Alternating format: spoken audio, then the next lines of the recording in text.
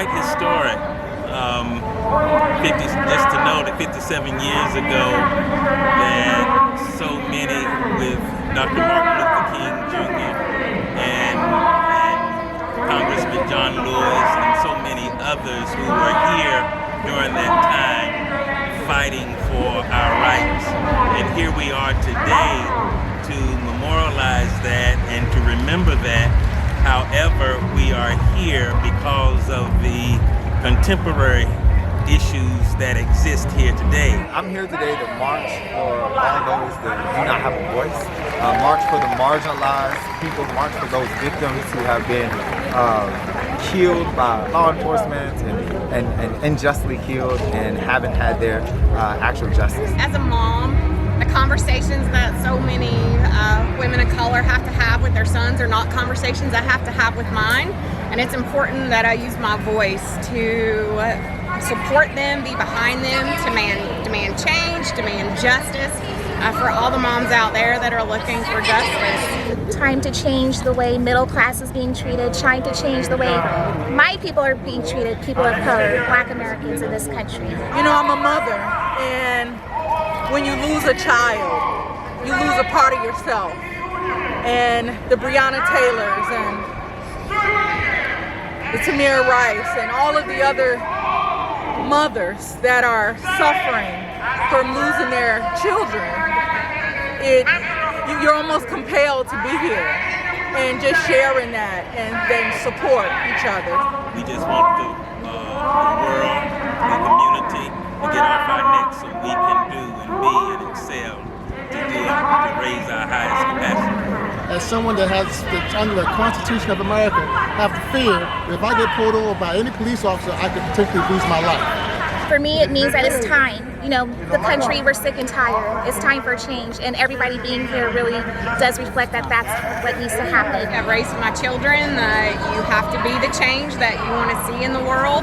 So being here for them, my daughter is out there somewhere, being here for them to be a part of this and learn how to use their voices and how this little small act of just us being here can affect real change. I wasn't here in the early 60s, so it's almost a repeat of that. And I look at the people who crossed before I did and did the same type of march for a purpose. So I'm here to look for those who are coming behind me. George Floyd, Breonna Taylor, Trayvon Martin, all of the lives, the Black lives who have been slaughtered in the streets or gunned down or had their knee placed on their necks. Those who we know and so many that we do not know of.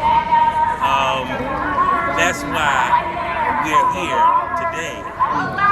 The optimistic view is that sometime we're going to be someplace and we'll say things change.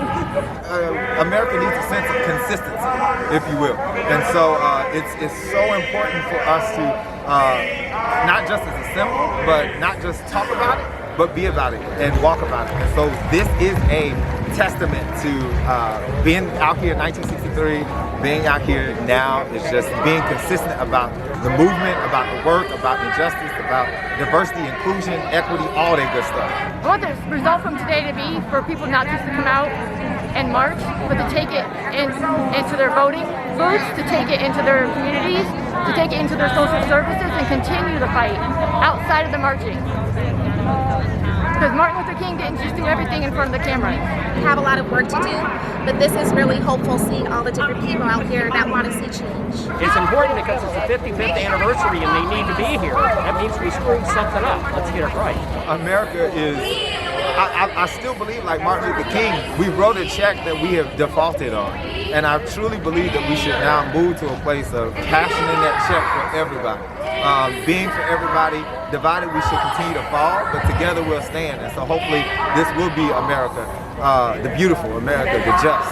I see that the worst of America has been given a voice by our current administration. My son's generation, my daughter who's a millennial, her generation, they're the ones that are going to pick up this torch and they're going to change the world. And our youth are being given the opportunity and the moment to follow in the steps of the step that they're standing on right now from that speech 57 years ago. I see America as a very scary place, I have grandchildren that I constantly worry about. There's so much civil unrest.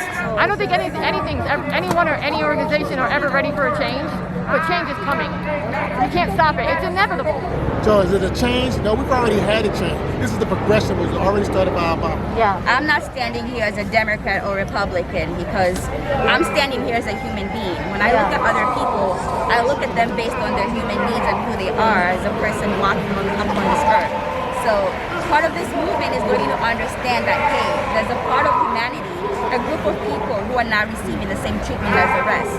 We may say all lives matter, but all lives can't matter if one specific group of people is not receiving the same justice as the rest of other groups that we may look at, especially people with white privilege. So honestly, it's just understanding that we empathize with each other. Even if I look different from you, I still have your needs, and when I lose somebody who looks like me, whether it's a brother, dad, my son, you know, I am mourning. This is a life. And if that life goes away unnoticed, that is a big injustice. And you know, we need to be there to support each other and help us understand that when there's a wrong that's been done, justice needs to be served. No justice, no peace.